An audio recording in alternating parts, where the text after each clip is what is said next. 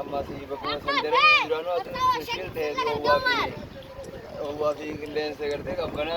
oba ke wajjin garbi sagaran bara ajaatan keessa ta'e mootummaa fi eenyu mee namni asiisin fide eenyu inni garuu ani fandamtisu ani waraana wajjin mootummaa nu fidanii waraabbii tufu hadda jecha rasaasa nu qabachaa nu fidanii rasaasa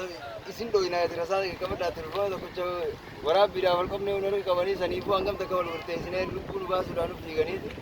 achino kaasanii eegasi kadhaadhaan irraa haqanii tan haafnee irraa haqanii nu fidanii nu deebisanii nu fidan amma beektee asin nu naqanii. mee namni achirraa isin kaasee asiisin fide kun dhaabni yuunichaarii fi mootummaadha moo mootummuma qofa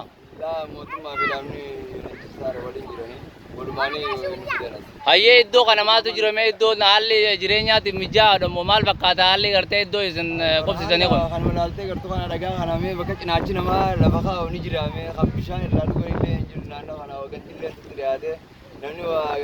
waan nyaatanii dhugan illee silaa nama kannaa jiraatanii hojjaadha nyaataa dhugaatii malee akkuma uumamaatti asin nu kanii bu'aa gad jaanii humnaan nu buusan ammaa ogartaa uleedhaan nu reebaate mee waraareedha wanni takka wanni jala kaa'an illee jira kaartoona illee hin jiru wanni jala kaa'atan. mee kana keessa gammaan tana namoonni isinirraa hafanii jira namoonni isa yeroo dhufanii maali yaadni keessan Awwaala manni isin dhufamee eessoo walitti isnaa bakka ultumaanuu gattaa'uudhaaf bakka gattee nyaarkanna. Kabajuma kabara akkuma sibaayaan nuna qammalee kabajaa lafatanirree makiinaa daawwasarree bitanii silaanonni walirraa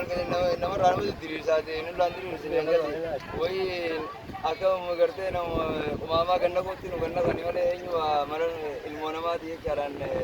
akka ilmoo namaa nama nu yaadee waa ganna. haalli kun haalli gartee ciisichaa fi dhaabbini lamaatiif illee baay'ee mijaa miti haala iddoon kun iddoo kumaamaa fakkaata yeroo makalla viidiyoo kana laaltanu. Mukayyaratti sun qabdu bara bakka iddoon jiru laaltee gartaa buleessa mee eeseera mataa qabanna sharaallee namni namaa hidhee keemaa hangasumaafillee mee sharaa san keessallee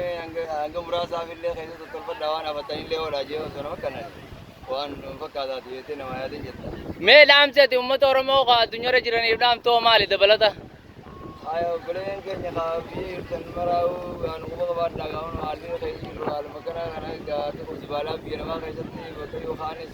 bahar makanya seperti media na tha kan mana ida kayak seperti dawa dawa khanis kuno odiga tak mesha kuma sebala tuh odiga pajasa bakal beran geise aku beran aku kumamat kumamat aku sara kayak seperti media nuso dia media gitu gana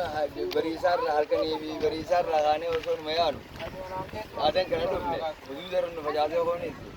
hayyee yaada kana uummata keetii dhaamsoo godhuudhaaf baay'ee galatoomee asumaan galatoomi siin jenna. ay sai le galatoma